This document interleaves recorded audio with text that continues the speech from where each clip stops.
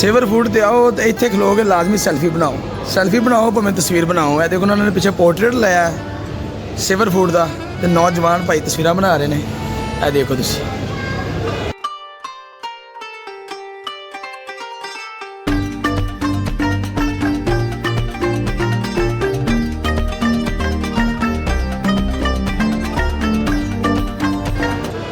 वाकई बड़ा अच्छा इन्वायरमेंट खूबसूरत माहौल जरा तरतीब दिता है फूड का एक मतलब म्यार बेहतर इन्हों का सेवर फूड का बहुत अच्छा म्यार है। देखो तुम आइसक्रीम बार से लैके जाने केक वगैरह बेकरी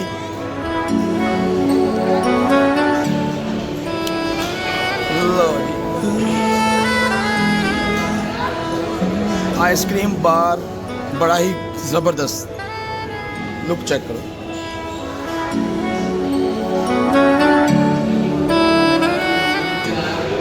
दोस्तों आपस क्लास फेलो अच्छा ये ट्रीट कौन खवा रहा है तुम खवा रहे हो क्यों खवा रहे हैं देख सकते हैं बात। तो ये जी इन्वायरमेंट सेवर फूड का आइसक्रीम बार कॉर्नर आपको दिखा रहा हूँ।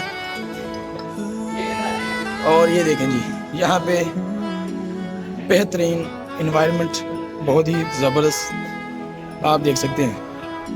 यहाँ से ऑर्डर करने के बाद जनाब आप यहाँ बैठते हैं आपको जो है यहाँ पे सर्विस दी जाती है। ये देखें जी इनकी आइसक्रीम वगैरह देखनी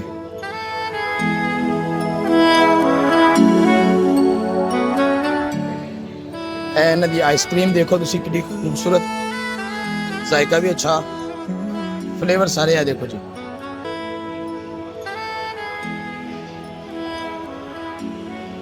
जो सब तो अच्छी गल है कि इन्वायरमेंट बड़ा प्यारा है साफ सुथरा नीट एंड क्लीन एक लैविश किस्म का जड़ा ना डेकोरेटेड माहौल और लग्जरी किस्म का जड़ा मतलब एक तुसी इनू रेस्टोरेंट कह सकते हो होटल कह सकते हो।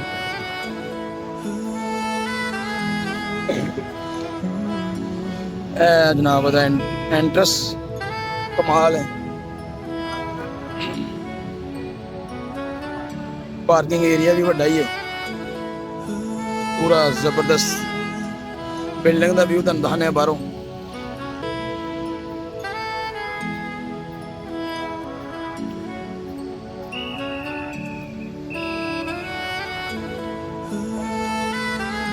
बाहर की बिल्डिंग का व्यू तुम वेख लिया मोटरसाइकिल खड़ियां करने की अलग तो जगह है गड्डियां खड़े करने की अलग तो जगह है। लो फिर सानू दिओ तुसीं इजाजत उम्मीद करदा तुसीं अज तक मेरा ब्लॉग देखा होगा तुहानूं चंगा लग्या होगा।